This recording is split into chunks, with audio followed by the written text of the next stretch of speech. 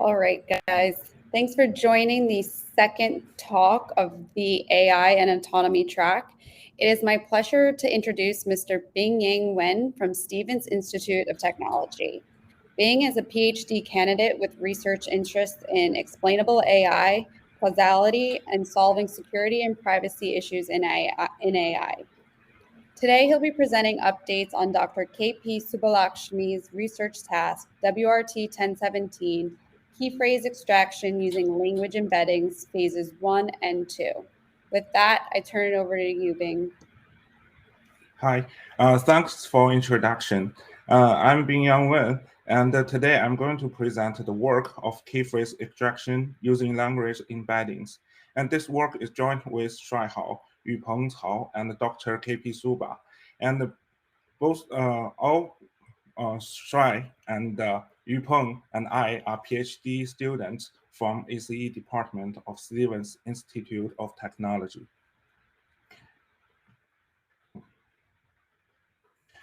And the key phrases are some summative phrases that can use to convey the main idea of a document.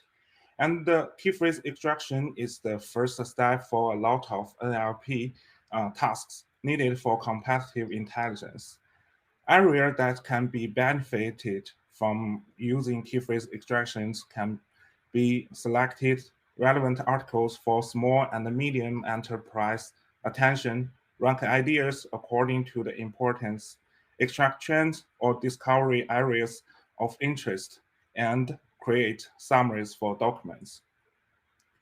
The goal of our work is to propose new key phrases, extraction generation algorithms that meet or exceed the state-of-the-art method. Our work have two phases. In our first phase, we study the method of key phrase extraction. This method extracts key phrases from the source document. That means all the predicted key phrases are from the source document. In our work done in second phase, we study the method of key phrase generation.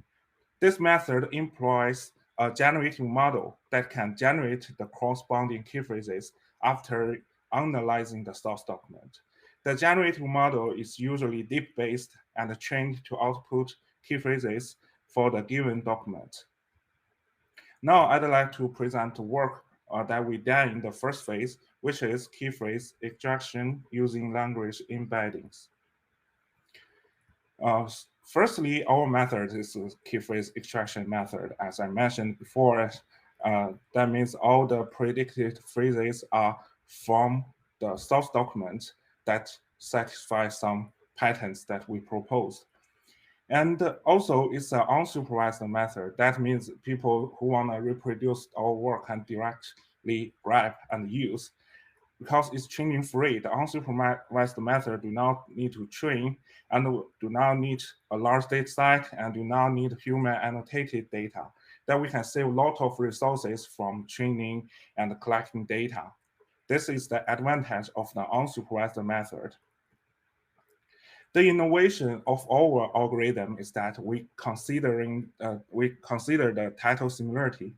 That means we take the advantage of the relationship between the article title and the key phrases.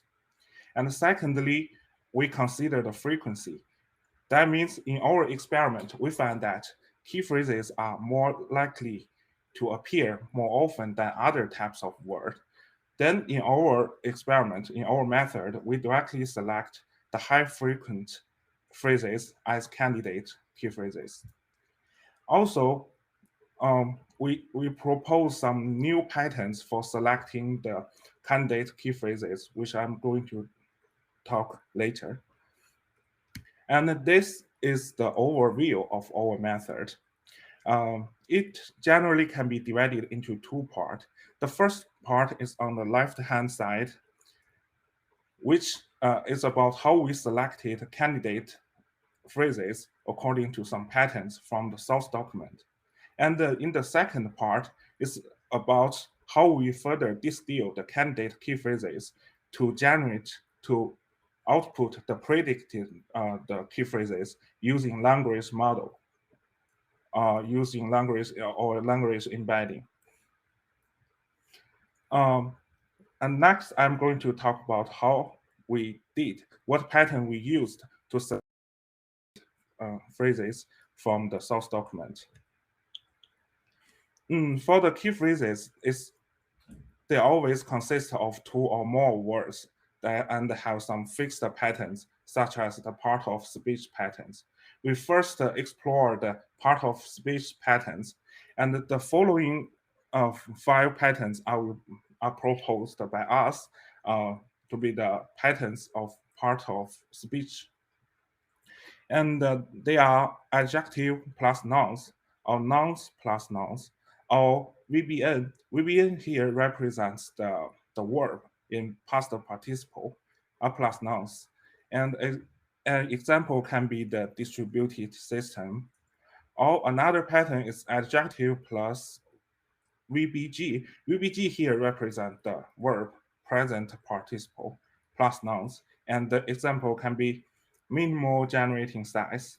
Also, we have adjective plus VBN plus nouns, which the example can be out of print music.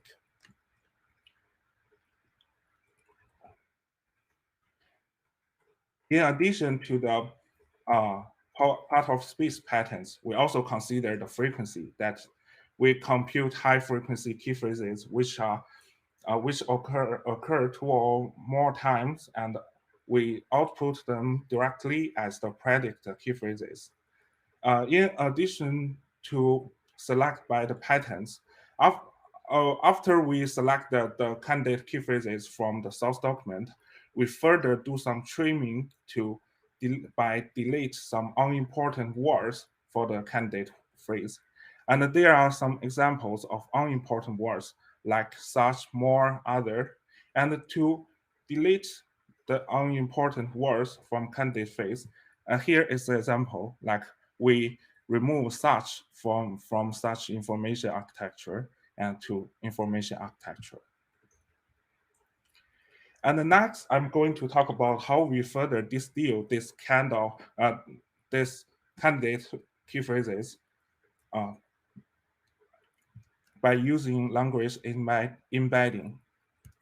So, firstly, the general idea that we distill the key phrases is that we calculate the relevance, the semantic or synthetic relevance of key phrases of the candidate key phrases to the source document. Because embedding can help us to capture the semantic and the syntactic meaning, we use the embedding techniques to embed the candidate phrases, the title, and the document. We consider total 3 sentence embedding schemes, which are universal sentence encoder, smooth inverse, frequency, or sentence BERT. After we embed the title, the document, the key phrases into the embedding space, we compute the relevance by using the maximal marginal relevance score. MMR is a measurement used to evaluate the relevance of candidate key phrases to source document and to trade off the relevance with the diversity key phrases. MMR is mainly calculated by using the cosine similarity. Here is the definition of the cosine similarity. CI, doc, and the title are the embedded key phrases, document, and title respectively. And after we calculate the cosine similarity, we can then calculate the MMR by this. And you can see from the diagram, the MMR contains 2 terms. The first term is the informative term, which used to calculate the relevance to document and the title. And the second term, called diversity, is a measurement of the relevance of the current phrase to the predicted key phrases. It's used as a penalization that to reject duplicated key phrases. That means the MMR calculate encourage us to select the key phrases that have high relevance to source document and the title, but less similar to the key phrases that we already predict. evaluate our method on 4 datasets, which are inspect, semi-eval, crap-even, and NUS. These 4 datasets are all collected from scientific papers and are widely used in the keyphrase extraction area. And to evaluate our method, we use the following metrics. The precision, which denotes the number of matching predicted key phrases divided by the total number of predicted key phrases. Also, the recall score, which is the number of matching predicted key phrases over the total number of ground truth key phrases. Then we use precision and the recall to calculate the F1 score, which is the harmonic mean of precision and recall. And in our experiment, we mainly report the score F1 at K, where K denotes the number of predicted key phrases we used to calculate the F1 score.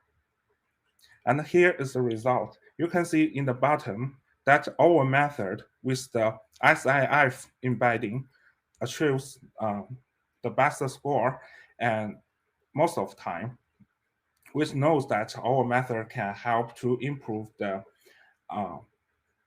already exceed the performance of state-of-the-art method. And next, we're doing an ablation study to further study which component of our proposed components contribute to the performance. We consider the following settings, which -F denotes remove the frequency consideration, -P denotes use less key phrase patterns, which means we only use adjective plus nouns. Also, we consider -T, which means no title information considered, and also -F, -P, -T, that means remove all components that proposed by us. And here's the result. The first column denotes the performance of the full model. That means the model uses all the proposed components. And unsurprisingly, it's achieved the best score. But you can see also when we remove all the components, the proposed components from the model, it has a large drop in the performance.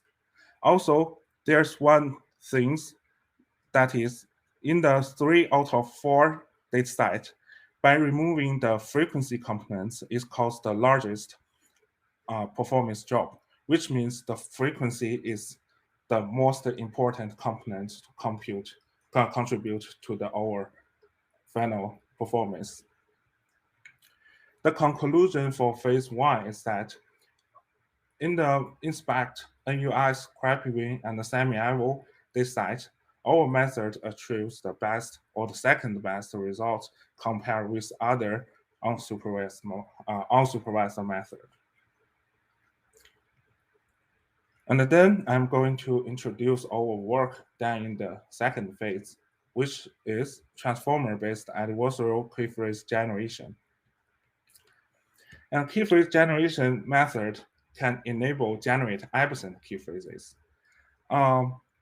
I'd like to use this example to briefly introduce what is present keyphrases and what is absent keyphrases. Present keyphrases, as I highlighted in blue, denotes the phrases that appear in the source document. That is, you can find the keyphrases are all exist in the source document. And in contrast, the absent keyphrases denotes the keyphrases that do not appear in the abstract. So study the absent keyphrase generation is of great interest, since that here is the statistic of the dataset we use in unsupervised work. You can see that absent keyphrases has a large proportion of the total keyphrases, which means if we the ignorance of absent keyphrases can dramatically reduce the performance of keyphrase generation. And another thing is that our method, Keyphrase generation method, is a supervised method, which means we train the model with the presence of ground truth key phrases that overall the supervised method can have better performance than the unsupervised method. Also, the motivation of our work, that's the reason why we use adversarial learning, is that we found some problems in the traditional or conventional MLE-based key phrase generation. MLE denotes the maximum likelihood estimation method.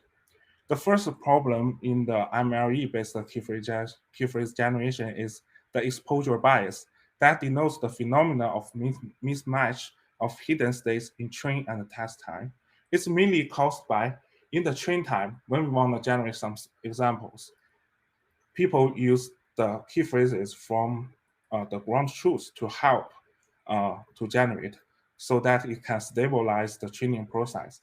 But in the train time, because the absence of ground truth key phrases, so we cannot use that to help to generate. So it caused the mismatch in the train and the test time. So we want to use adversarial learning to solve this problem. And the second problem for MLE-based key phrase generation is that it sometimes can generate some unreadable phrases because MLE objective can be viewed to improve 1 gram precision. 1 gram is not good enough to represent a good distribution for the golden key phrases, which are usually contains more than 1 word. The innovation of our algorithm that is the first thing we apply adversarial learning to a transformer-based key phrase generation tool. And the second is that we used a reinforced F1 score objective to further improve the sequence level performance. And thirdly, we propose a new discriminator structure that can be more compatible with our key phrase generation schemes. Next, I'd like to talk about how we implemented the adversarial learning. So generative adversarial training is a very popular topic in machine learning. It can be seen as a game between the generator and the discriminator. The generator, in our case, is a key phrase generator. The generator tries to generate some samples or key phrases that can fool the discriminator. And the discriminator is trained to be more powerful to distinguish between the generated key phrases or the ground truth key phrases. They just compete each other and then achieve the Nash equilibrium and to achieve the goal. And the challenge for text data is that because the generative adversarial training is first proposed for images, which are continuous values, so it will be challenging when we apply generative adversarial training on text data because the discrete nature of text data. A remedy for this challenge is we can use policy gradient. Policy gradient means we use the idea of reinforcement learning. In the reinforcement learning setting, the feedback of the discriminator can be seen as reward, and the text generation process can be seen as choosing an action from the vocabulary. And then the generator objective is to get a higher reward, and the discriminator objective is to assign lower reward for the generated samples and assign higher reward for the true samples. And the next, I'm talking about the proposed new discriminator architecture. The problems in the previous method is that the discriminator is used in sequence level, which means it can only tell you if the sequence is true or not. When we want when we hope the discriminator to assign a reward or to tell if a single element of the sequence is true or not, is usually difficult. So we proposed the new architecture to solve this problem. You can see the diagram on the right-hand side, we have the input y1 to y5, and we pass them through the transformer and get its corresponding hidden states E1 to E5, and then we improvise a MLP plus sigmoid structure to give a probability for each element. And then the final decision is calculated as the mean of the probability of each element to be true or false. And here is the overview of our method. In the left bottom, we have the dataset. We take the source document X and the ground truth key phrases from the dataset. And the source document are fed into the generator, and then we get the generated key phrases sequence Y hat. And both the generated key phrases Y hat and the ground truth key phrases Y are fed into the discriminator. The discriminator are then trained by using cross entropy laws for several iterations. After we train the discriminator, we just freeze the parameter, and then train the generator. To train the generator, we use the policy reinforcement learning. We calculate two kinds of rewards. The first one is adversarial reward, which is calculated by feeding the by using the discriminator. We feed the generated key phrases into the discriminator and get the rewards, like I introduced in the previous slides. And then we use both the generated key phrases and the ground truth key phrases to calculate the F1 score, reinforce the objective. After calculating the two rewards, we just combine the rewards and using policy gradient to update the generator.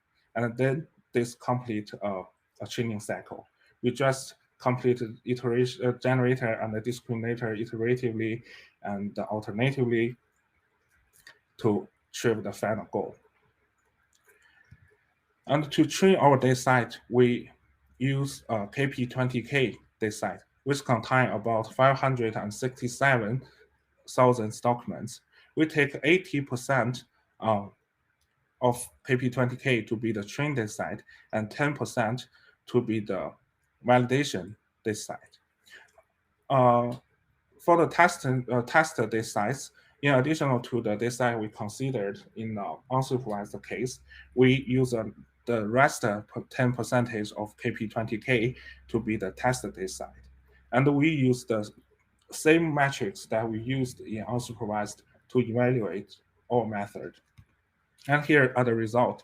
This column, basically we compare our method with the base model, which means we consider a transformer structure, use it to as a generator to generate the key phrases. And we also consider transformer plus F1, which means transformer with our F1 object reinforced objective, and the transformer plus adversarial means transformer with only adversarial training, and also the transformer plus hybrid, which denotes combine the F1 and the adversarial objective for training. Generally, by comparing our model with the base model, which is transformer, you can see that our proposed training objective improved the performance.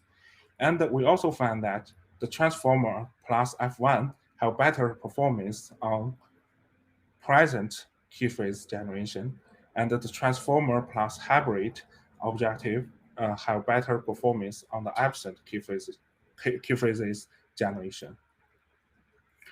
We also measure the diversity of our method. We use alpha NDCG to evaluate our diversity. Alpha NDCG is an extension of NDCG, and NDCG is a measure of ranking quality.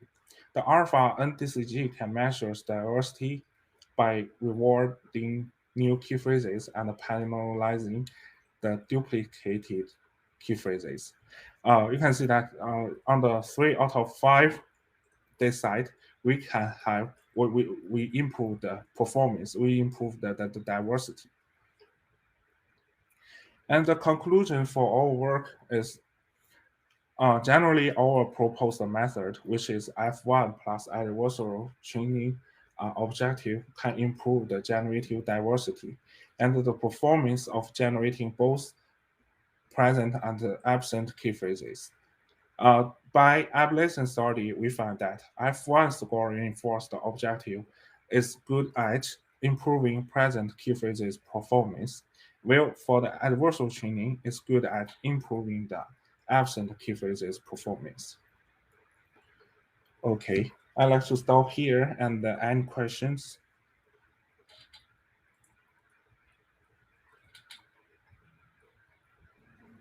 Thanks, Bing. Just a reminder to anyone to enter their questions into the chat as well as the Q&A feature. We have about 5 more minutes, Bing. I don't see any questions, but I was wondering, could you talk a little bit about the future work you plan to do with this research? Yes. In the future work, we'd like to for the unsupervised part, we like to make it as a toolkit. That means everyone can just grab it and use it. They do not need to, because it's an unsupervised method, people do not need to decide. They can use in any areas. So if we provide a toolkit, it can facilitate the use of our method. And in the key phrase generation part, we like to further improve the performance, because as you can see in the, we do not achieve the best performance all the time. So yes, in the future work of our key phrase generation part, we want to just improve the score further. Improve and optimize the performance. Yes. Excellent.